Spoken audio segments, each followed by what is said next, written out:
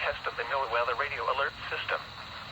During hazardous weather and emergency situations, the alert tones which were just broadcast will automatically activate special receivers to alert you of impending hazards. This test is normally conducted weekly around 11 a.m. If hazardous weather is imminent or occurring, the test may be canceled. To provide the most consistent warning service possible, the alert tones will only be activated for the following counties in the WWG49 listening area in Missouri: Madison, St. Francis, Bollinger, Cape Girardeau, Iron, Perry, Reynolds, St. Genevieve, Washington, and Wayne. If your receiver was tone activated, the alert function will automatically reset after the test. This concludes our test